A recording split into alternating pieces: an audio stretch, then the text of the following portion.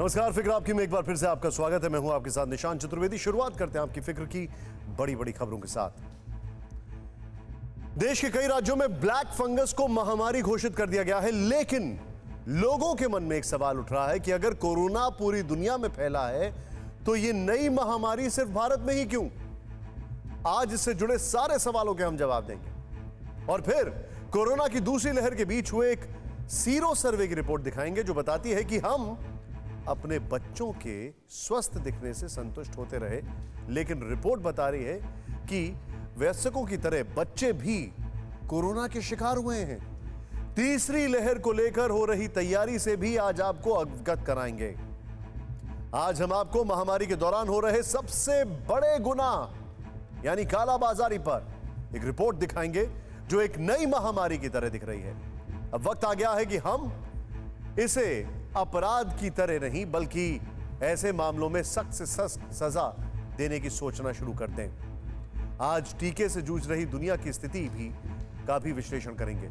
जिन देशों को हमने अपना धर्म निभाते हुए वैक्सीन दी, वो अब वैक्सीन के लिए तरस गए हैं, बल्कि तरसा रहे हैं। आज हम भारत के सामने खड़े धर्म संकट की बात करेंगे कि भारत जान बचाए या जहान। देश में कोरोना की दूसरी लहर के बीच एक और फिक्र काफी बड़ी होती जा रही है, तो आज सबसे पहले जिक्र उसी फिक्र का यानी ब्लैक फंगस की। देश में अब तक ब्लैक फंगस से कुल 7,251 केस सामने आ चुके हैं और कई प्रदेशों में इसे महामारी घोषित कर दिया गया है। आज बच्चों में भी ब्लैक फंगस का पहला मामला सामने आया। गुजरात के अहमदाबाद में 13 साल के बच्चे की सर्जरी की गई। हरियाणा के सिरसा में भी इस बीमारी से एक नाबालिग की मौत हो गई। इसके बाद ब्लैक फंगस को लेकर दहशत बढ़ती जा रही है, लेकिन आज हम आपको बताएंगे कि ब्लैक फंगस से डरने की जरूरत नहीं है। उससे पहले आपको भारत के मैप में दिखाते हैं कि कहां-कहां और कितना गंभीर हो चुका है ये ब्लैक फंगस। आइए सीधे आपको लेकर चलते हैं और इस मैप में आपको हम दिखाने की कोशिश करते हैं कि ये जो ब्लैक फंगस है, भारत के कौन कौन से वो इलाके हैं जहां पर ये प्रभावित कर रहा है। महाराष्ट्र 1500 केस, 90 की मौत। ब्लैक फंगस सोचिए, जो दुनिया में नहीं है, हमारे यहां आ चुकी है। नेक्स्ट चेंज करें। गुजरात 1100 से ज्यादा केस, 61 की मौत। बल्कि गुजरात में काफी पहले से यह मामला चल रहा था। मध्य प्रदेश 575 केस और 31 की मौत। मध्य प्रदेश की अगर बात करें, यहां पर चेंज करें राव। हरियाणा 268 केस और 8 की मौत। हरियाणा में भी यह ब्लैक फंगस आ चुकी है। दिल्ली में अब तक 203 केस आए हैं और एक व्यक्ति की मौत हो गई है। इसके अलावा उत्तर प्रदेश में 169 केस और 8 की मौत। बिहार में अब तक 103 केस, 2 की मौत। छत्तीसगढ़ में 101 मरीज मिले हैं, एक व्यक्ति की जान गई है। कर्नाटक में 97 मामले सामने आए हैं और आधिकारिक आंकड़ों में मौत दर्ज नहीं है। तेलंगाना में 90 मरीज मिल चुके हैं और 10 की मौत हुई है। अब आपको भारत में ब्लैक फंगस के बढ़ते संक्रमण पर एक रिपोर्ट के आंकड़े दिखाते हैं, जिसके मुताबिक कोरोना मरीजों में 3 में से 2 केस भारत में मिल रहे हैं। जरा ध्यान से देखिएगा, इसको समझें आप। अकेले भारत में 71%, 71% ब्लैक फंगस के मामले आ रहे हैं अकेले भारत में। नेक्स्ट चेंज करेंगे, यहां पर जरा चेंज करें। पुरुषों में 83% पुरुष ब्लैक फंगस के और महिलाओं में 17% महिलाएं हैं ब्लैक फंगस के जो केसेस हैं। मरीजों की उम्र 46 से 61, लेकिन आज 13 साल के बच्चे में भी रिपोर्ट किया गया है। नेक्स्ट चेंज करें। अहमदाबाद में 94% पहले से डायबिटीज के मरीज जो सीवियर डायबिटिक है उनको। नेक्स्ट चेंज करें। यहां पर 67% मरीज अनियंत्रित डायबिटीज के हैं, अनकंट्रोल्ड डायबिटीज। 9% डायबिटीज के नए मरीज हैं। ये एक और चीज है। नेक्स्ट चेंज करें इसको। ब्लैक फंगस का ये पूरा कहर आपके सामने है। अब आपको कोरोना के मरीजों में ब्लैक फंगस की गंभीरता दिखाते हैं। भारत में ब्लैक फंगस के जो मरीज मिल रहे हैं उनमें 36% कोरोना के गंभीर मरीज हैं।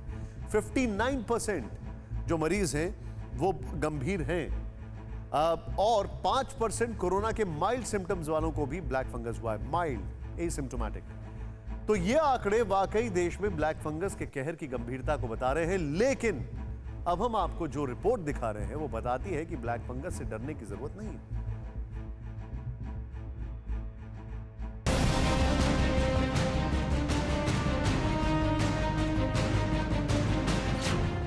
कोरोना की दूसरी लहर का खौफ खत्म नहीं हुआ है कि ब्लैक फंगस की दहशत फैल गई। आधे हिंदुस्तान से आते आंकड़ों ने पूरे देश की फिक्र बढ़ा दी। लेकिन आज हम आपको बताते हैं कि ब्लैक फंगस या व्हाइट फंगस से डरने की जरूरत नहीं, और ये दावा हम नहीं कर रहे, बल्कि चंडीगढ़ पीजीआई के डिपार्टमेंट ऑफ माइक्रोबायोलॉजी के एचओडी डॉक्टर अरुणालोक चक्रवर्ती कहते हैं कि ब्लैक फंगस और व्हाइट फंगस कोई साइंटिफिक नाम नहीं, बल्कि आम भाषा में बोले जाने वाले नाम है, और लोगों को इस बीमारी से बेवजह नहीं डरना चाहिए। इसका नाम है म्यूकोरमाइकोसिस। सो म्यूकोरमाइकोसिस जो एक डिजीज है, दैट इज बिकॉज ऑफ म्यूकोरल्स बोल के ग्रुप ऑफ फंजाई है, उसके वजह से है। ये पर्टिकुलर फंगस जो है, इंडिया में this infection was quite prevalent. ये पहले भी इसका ज़्यादा था, उसमें ये इतना ज़्यादा नहीं था। इन दिनों ब्लैक फंगस यानी म्यूकोरमाइकोसिस को लेकर हर किसी के मन में कई सवाल और संदेह हैं। तो आज हमारी ये रिपोर्ट आपके मन से कई संदेह भी दूर करेगी और मन से इसका डर भी हटाएगी। तो कल भी हमने आपको बताया था कि ब्लैक फंगस एक प्रकार का फफूंद है जो हमारे आसपास ही पाया जाता है। आज इसके कुछ और प्रमाण देखिए। भारत में कई लोग यौगिक जलनेती यानी पानी से नाक की सफाई करते हैं। इस अभ्यास में ज्यादातर लोग पानी की सफाई पर ध्यान नहीं देते। काफी साल पहले गंदे पानी से जलनेती करने की वजह से ब्लैक फंगस के मामले सामने आए थे। डॉक्टरों के अनुसार ये फंगस हर जगह होता है। यहाँ तक कि स्वस्थ इंसान की नाक और बलगम में भी ये फंगस पाई जाती है, लेकिन इम्यूनिटी कम होने पर इसका संक्रमण बढ़ जाता है, जैसा कि कोरोना मरीजों के साथ भी हो रहा है। साधारण शब्दों में समझ तो इंसान इस फफूंद के साथ ही रहता है। ये घर में भी पाया जाता है। ये गीली मिट्टी में म्यूकोर के संपर्क में आने से होता है। ये आमतौर पर मिट्टी, जानवरों के गोबर, सड़ी लकड़ी, पौधों की सामग्री, खाद, सड़े फलों और सब्जियों में पाया जाता है। अमेरिका, यूरोप और दूसरे देशों में भी कोरोना के कुछ मरीजों में ब्लैक फंगस के मामले देखे गए, लेकिन भारत में इसके मामलों में अचानक तेजी देखी गई। खासतौर से कोरोना की दूसरी लहर में ब्लैक फंगस की बीमारी लोगों में ज्यादा फैल रही। के केसेस भी जो है देश में स्थान स्थान पर आ रहे हैं।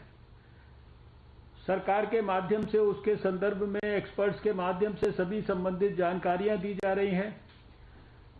उसकी दवाई का प्रोडक्शन, उसकी उपलब्धता को भी रैंप अप करने के लिए department of pharmaceuticals, drug controller, उनकी तरफ से भी विशेष प्रयास हो रहे हैं। ब्लैक फंगस को लेकर फिक्र बड़ी होने लगी और इससे जुड़ी कई अफवाहें फैलने लगी। तो देश के जाने माने डॉक्टर्स इस शक को दूर करने सामने आए। एम्स के डायरेक्टर डॉक्टर रणदीप गुलेरिया ने बताया कि कोरोना की दूसरी लहर में ज्यादा एस्टेरॉइड के सेवन से ब्लड शुगर लेवल बढ़ने और ब्लैक फंगस का खतरा बढ़ सकता है। The use of steroids has become much more in this wave than what it was in the last wave. Some people are given very high dose steroid which is not indicated and which can also predispose to high blood sugars and also higher chance of getting mucor infection. Doctor Guleria ने यह भी बताया कि black fungus को लेकर कई झूठे दावे फैलाए जा रहे हैं कि कच्चा खाना खाने से ये हो रहा है, लेकिन इसकी पुष्टि करने के लिए कोई आंकड़ा नहीं है। वहीं ऑक्सीजन के इस्तेमाल से भी इसका कोई लेना देना नहीं है। लेकिन कई डॉक्टर कहते हैं कि कोरोना काल में घर में आइसोलेशन में रहने वाले कई मरीज इंडस्ट्रियल ऑक्सीजन भी ले रहे हैं, क्योंकि मेडिकल ऑक्सीजन और इंडस्ट्रियल ऑक्सीजन में अंतर होता है। मेडिकल ऑक्सीजन पूरी तरह शुद्ध होता है और इसे बनाने में कंप्रेशन, फिल्ट्रेशन और प्यूरिफिकेशन के चरणों का खास पालन रखा जाता है। जबकि घरों में लिए जा रहे ऑक्सीजन में अगर डिस्टिल्ड वाटर का प्रयोग नहीं किया जा रहा है तो इससे ब्लैक फंगस का संक्रमण हो सकता है। प्योर ऑक्सीजन जो है वो एनी बैक्टीरिया, फंगस सबके लिए हानिकारक है। दैट इज जो भी प्योर ऑक्सीजन आपकी, इसीलिए कोविड पेशेंट में भी जिनको ज्यादा ऑक्सीजन दिया जाता है उससे सेल डिस्ट्रॉय, जो एल्वियोलाई है वो भी डिस्ट्रॉय होती है। सो मेरा कहने का ये है, ऑक्सीजन से इसमें फैक्टर नहीं है, बट फिर भी जो है कोई कोई लोग कहे जो ऑक्सीजन जो ट्यूब है उसमें प्रॉब्लम है, तो हम ऑक्सीजन ट्यूब को भी चेक करने की जरूरत है। ब्लैक फंगस के लक्षण को लेकर भी जितनी मुंह उतनी ही बातें चल रही। लेकिन एम्स की गाइडलाइन के मुताबिक कोरोना मरीजों की देखभाल करने वाले इन लक्षणों पर निगाहें रखें, जैसे नाक से खून बहना, असामान्य काला रसाव या पपड़ी निकलना, नाक में ब्लॉकेज या बंद होना, सिर दर्द या आंखों में दर्द, आंखों में लालिमा, आंख खोलने बंद करने में दिक्कत, आंखों के आसपास सूजन, दो चीजें दिखना, चेहरे का सुन्न होना, मुंह खोलने और चबाने में दिक्कत। इसीलिए मेदांता हॉस्पिटल के चेयरमैन डॉक्टर नरेश त्रिहान कहते हैं कि ब्लैक फंगस को नियंत्रित करने की कुंजी एस्टेरॉइड का विवेकपूर्ण इस्तेमाल और ब्लड शुगर लेवल को नियंत्रित करना ही है।